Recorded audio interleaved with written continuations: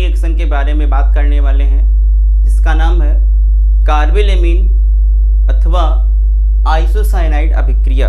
क्या नाम है? कार्बिलेमीन अथवा आइसोसाइनाइड अभिक्रिया। परिभाषा है इसकी, जब किसी प्राथमिक एमीन, यहाँ पे हमने बात करी है प्राथमिक एमीन को, और प्राथमिक एमीन को हम सभी RNH2 के हिसाब से भी लिख सकते हैं, या फिर मैं कह सकता हूँ इसे हम एल्किल एमीन के नाम से भी लिख सकते हैं।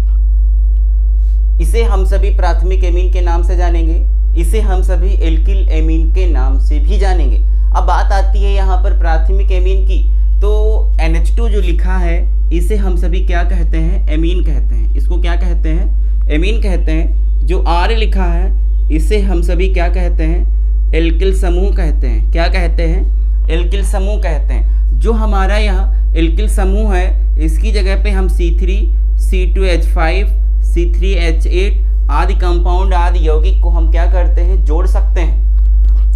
अगर हम यहीं पर इस R की जगह इस एल्किल समूह को रख दें, जैसे CH3NH2 को लिख दें, तो इसे हम कहेंगे मेथिलेमीन। क्या कहेंगे मेरे भैया? इसको मेथिल एमीन कहेंगे। अगर हम इसी जगह इसको C2H5NH2 लिख दें तो इसको कहेंगे हम सभी एथिलेमीन।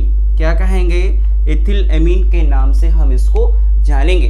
तो इस R का सिंपल में क्या कह सकते हैं? सिंपल लैंग्वेज में कह सकते हैं कि यह हमारा एल्किल समूह है, R मेरा एल्किल समूह है। ऐसे यौगिक जो सारे सिंगल बॉन्ड से जुड़े होंगे एल्किल समूह कहलाएंगे, एल्किल होंगे। और एल्किल की जगह हम क्या लिख सकते हैं? CH3 लिख सकते हैं, C2H5 लिख सकते हैं, C3H8 लिख सकते हैं। अब बात बहु आई प्राथमिक एमीन की, तो प्राथमिक एमीन का मतलब होगा जो यहाँ आपका NH2 समूह है, यह कार्बन के पहले कार्बन से जुड़ा होगा इस टाइप से।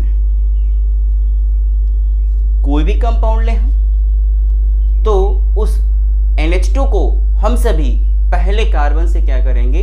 जोड़ते हैं। जैसे C2H5NH2 कर दें।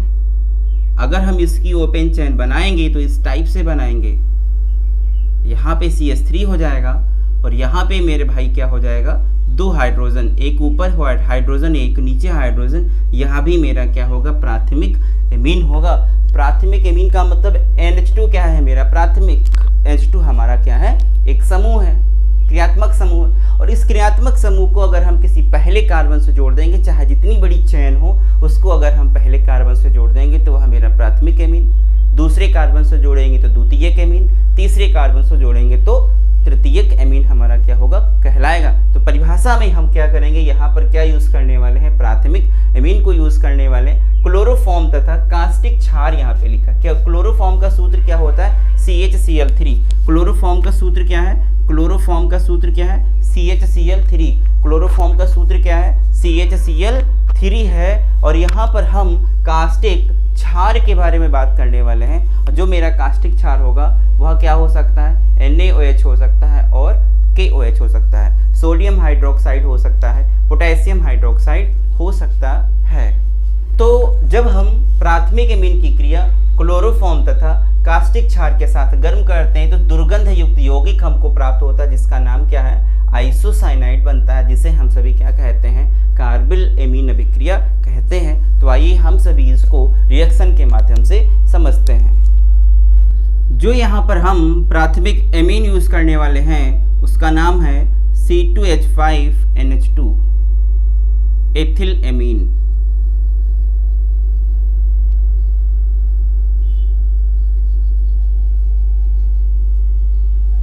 प्लस क्लोरोफॉर्म लिखा है CHCl3 प्लस कास्टिक क्षार लिखा है। तो यहाँ पर जो हम कास्टिक क्षार यूज करने वाले हैं वो KOH पोटेशियम हाइड्रोक्साइड, इसका नाम क्या है? क्लोरोफॉर्म इसका नाम हो जाएगा। इसका नाम क्या हो जाएगा? पोटेशियम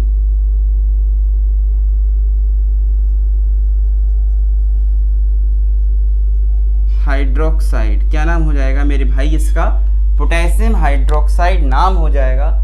और हमको मिलता है क्या? दुर्गंध युक्त यौगिक आइसोसाइनाइड। अब साइनाइड की हम बात करें तो CN होता है, और आइसोसाइनाइड की बात करें तो इसी का आप अपोजिट कर दीजिए N और C, NC। क्या हो जाएगा?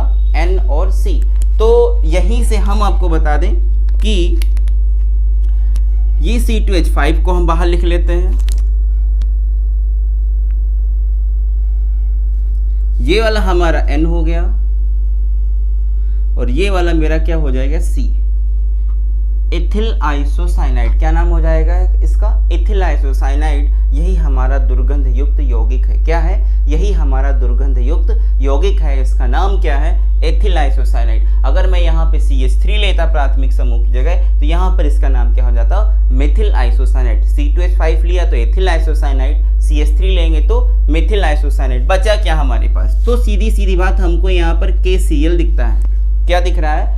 KCl दिख रहा है, तो प्लस KCl को हम बाहर लिख रहे हैं। बैलेंस हमने कहा आपसे कि हम बाद में करते हैं। साथ ही साथ जब हम इतनी चीज़ हमने बाहर कर दिया तो सिंपल किसी भाषा में हमको हाइड्रोजन और OH दिखा, यानी कि जल बाहर, H2O बाहर। क्या बाहर हुआ?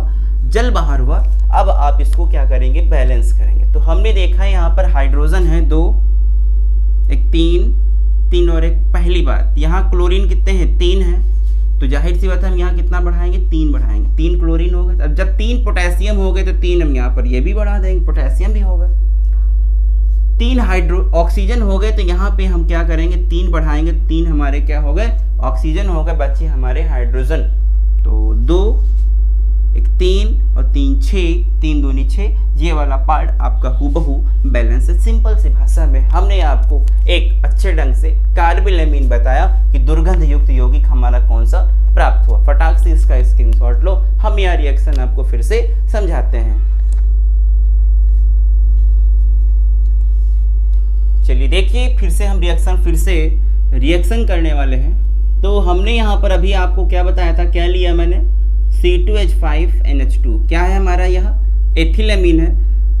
नीचे हम इसका दूसरा कंपाउंड मेथिलएमीन को ले रहे हैं। ठीक है, ये बात किसके साथ रिएक्शन होगी? क्लोरोफॉर्म के साथ रिएक्शन होगी। ये चीज़ मस्ट है कि कार्बिलएमीन में हम 2 चीज़ें यूज़ करने वाले हैं, क्लोरोफॉर्म और कास्टिक क्षार को। क्लोरोफॉर्म और कास्टिक क्षार को हम सभी क्या करने वाले हैं? यूज़ करने वाले हैं। बस कास्टिक क्षार आपका बदल सकता है। यहाँ पे KOH की जगह हम NaOH को ले सकते हैं और कोई कास्टिक क्षार हम यूज़ नहीं कर सकते, पर क्लोरोफॉर्म और कास्टिक क्षार ही आपका होगा। बस प्राथमिक एमीन की जगह C2H5NH2 की जगह हमने यहाँ पे क्या ले लिया? CH3NH2 के कंपाउंड को हमने ले लिया है। तो तुमने यहाँ पे देखा कि यहाँ से यह KCl बाहर, पोटेशियम क्लोराइड बाहर, यहाँ से भी KCl बाहर।